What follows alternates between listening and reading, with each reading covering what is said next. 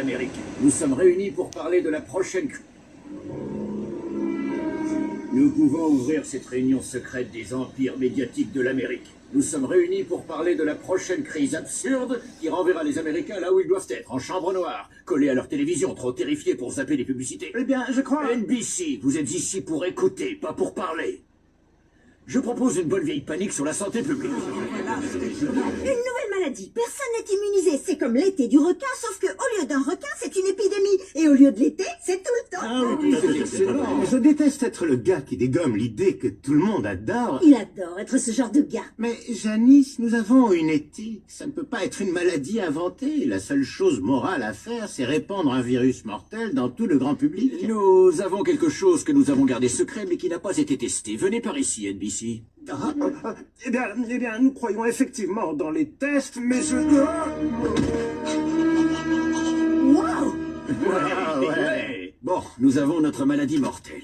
Maintenant, nous devons rejeter la responsabilité sur quelque chose qui est dans chaque foyer. Quelque chose dont le public a déjà un peu peur aujourd'hui. La grippe châtière arrive, mesdames et messieurs. Le Centre de désinformation de la santé prédit avec un certain degré de probabilité que la grippe du chat pourrait se répandre selon le schéma de contagion hypothétique suivant.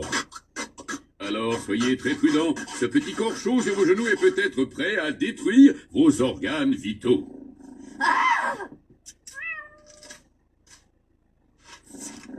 Les habitants de Springfield sont avisés de rester à l'écoute pour de plus en plus d'informations et s'ils ressentent un des symptômes suivants. Soif légère, faim occasionnelle, fatigue le soir.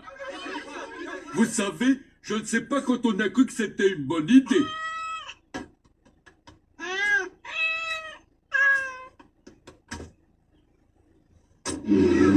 Dépêche, fiston, il faut brûler tout ce que le chat a touché avant que le virus nous rende paranoïaques. Oh merde! Arrête de te brûler, arrête! Ils ont un vaccin!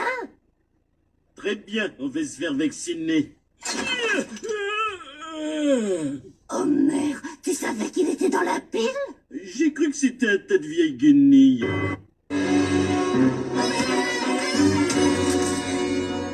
Merci, Barney. On n'a plus besoin de vous, Mo.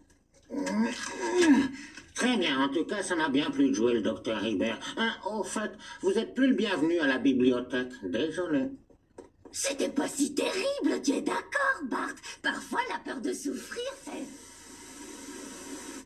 Ah, il y a un truc qui cloche. J'entends rien. Docteur, votre diagnostic. Le vaccin a fait gonfler les conduits auditifs au point de les boucher. Peut-être est-ce le moment de parler des effets secondaires. Il devrait retrouver Louis dès demain. Si ce n'est pas le cas, appelez-moi aux Bahamas. En attendant, je lui offre mon stylo pour qu'il puisse communiquer. Cool. Oh, il marche bien, essayez-le. Oui? Vous venez de renoncer à toute poursuite en nouille.